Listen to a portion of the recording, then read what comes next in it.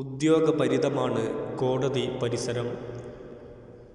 ആകാംക്ഷയുടെ മുൾമുനയിൽ നിശബ്ദമാണ് കോടതി. കാത്തിരിപ്പിനൊടുവിൽ വാദി എത്തി. മറ്റാരുമല്ല, രാജ്യം ഭരിക്കുന്ന ഖലീഫ. കൂഫയിലെ കോടതിയിൽ ന്യായാധിപൻ ഖാദി ശുറൈഹ് റളിയല്ലാഹു അൻഹു ആണ്. ഖലീഫയുടെ പടയങ്കി മോഷണം പോയിരിക്കുന്നു. അതൊരു ജൂതൻ അണിയുന്നതായി ഖലീഫയ്ക്ക് വിവരം കിട്ടി. ഖലീഫ കോടതിയിൽ പരാതിപ്പെട്ടു. വാദിയും പ്രതിയും കോടതിയിലെത്തി. വാദി രാജ്യത്തിൻ്റെ ഭരണാധിപൻ, പ്രതി ഇസ്ലാമിക രാജ്യത്തിലെ ന്യൂനപക്ഷമായ ഒരു ജൂതൻ. വിചാരണ ആരംഭിച്ചു. ന്യായാധിപൻ ചോദിച്ചു, പടയങ്കി താങ്കളുടേതാണോ? പ്രതി അതേയെന്ന് ഉത്തരം നൽകി. വാദിയായ ഖലീഫയോട് ചോദിച്ചു, നിങ്ങളുടെ പടയങ്കിയാണെന്നതിന് സാക്ഷികളുണ്ടോ?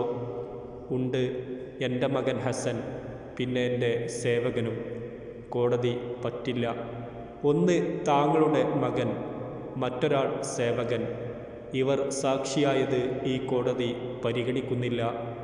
ഖലീഫ പറഞ്ഞു, എൻ്റെ മകൻ ഹസനെക്കുറിച്ച് പുണ്യനബി പറഞ്ഞത് താങ്കൾക്കും അറിയാമല്ലോ. കോടതി, അറിയാം ഖലീഫ. പക്ഷേ കോടതിക്ക് മുമ്പിൽ ഹസൻ താങ്കളുടെ മകനാണ്. മകൻ ഉപ്പാക്ക് അനുകൂലമായി സാക്ഷി പറയും. മറ്റൊരാൾ താങ്കളുടെ സേവകനും. അയാൾ തൻ്റെ യജമാനന് അനുകൂലമായേ സംസാരിക്കൂ. അതുകൊണ്ട് തെളിവില്ലാത്തതുകൊണ്ട് കേസ് തള്ളിയിരിക്കുന്നു. കുനിഞ്ഞ ശിരസ്സുമായി ഖലീഫ ഇറങ്ങി നടന്നു. താൻ നിയോഗിച്ച ഉദ്യോഗസ്ഥനാണ് ന്യായാധിപൻ ഖാദി ശുറൈഹ്. പക്ഷേ കോടതി നീതിയാണ് വിധിക്കുന്നത്. ഭരണാധിപൻ അതിൽ അസ്വസ്ഥനായില്ല. തന്നെയാരും ചോദ്യം ചെയ്യാൻ പാടില്ല എന്ന ധാർഷ്ട്യം ഖലീഫയ്ക്ക് ഉണ്ടായിരുന്നില്ല. താൻ ഖലീഫയാണ് എന്ന ഗർവ് ഒരിക്കലും കാണിച്ചുമില്ല. പക്ഷെ അവിടെ മറ്റൊന്ന് സംഭവിച്ചു. ആ ജൂതൻ ഓടിവന്ന് ഖലീഫയുടെ കയ്യിൽ ആ പടയങ്കി വെച്ച് പറഞ്ഞു, ഖലീഫ, എന്നോട് ക്ഷമിക്കണം. ഇത് താങ്കളുടേത് തന്നെയാണ്. കുതിരപ്പുറത്ത് നിന്ന് വീണപ്പോൾ ഞാൻ എടുത്തതാണ്. ഇതെന്തൊരാശ്ചര്യം! നിങ്ങളുടെ കോടതി, നിങ്ങളുടെ ജഡ്ജി. എന്നിട്ടും എനിക്ക് അനുകൂലമായി വിധിക്കുക. എനിക്കത് വിശ്വസിക്കാനാവുന്നില്ല. ഇതാ, എനിക്കിത് വേണ്ട. പക്ഷേ സ്നേഹപൂർവം ആ പടയങ്കി ആ മനുഷ്യന് തിരിച്ചു കൊടുത്തു ഖലീഫ. ആ ജൂതൻ്റെ ചുണ്ടുകൾ സ്നേഹത്താൽ വിതുമ്പി വിറച്ചു.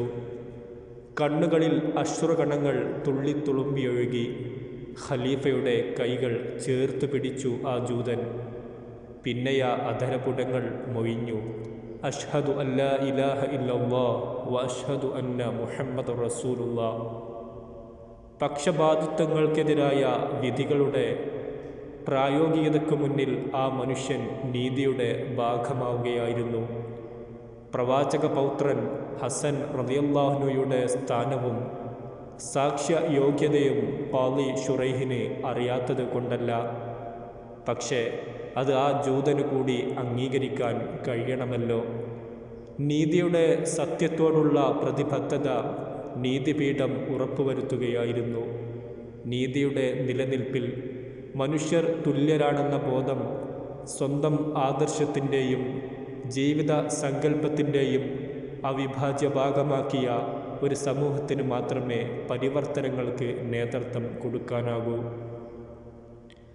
എല്ലാ തരത്തിലുമുള്ള അധികാര സമ്മർദ്ദത്തിനും സ്വാധീനത്തിനും ഭീതിക്കും പക്ഷാപാതത്തിനും ഉപജാപത്തിനും അഴിമതിക്കും അതീതമായ നീതിബോധമാണ് സമൂഹത്തിൽ സംഭവിക്കേണ്ടത്.